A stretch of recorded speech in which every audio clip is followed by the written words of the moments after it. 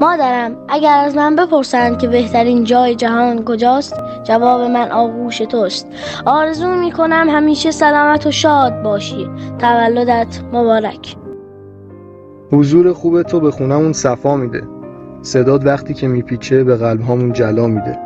اگر روزی همه گلها مریم باشه، دلم میخواد تمومش به پای مادرم باشه. مادر خوبم، تولدت مبارک.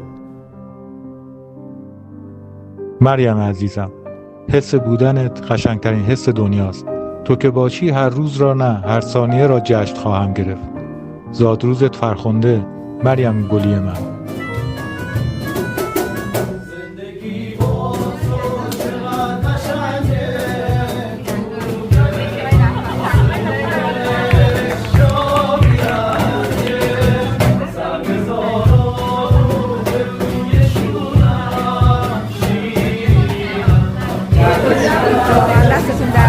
در کنارم چه سلامتی با ما اشتراک بذارید لطفا.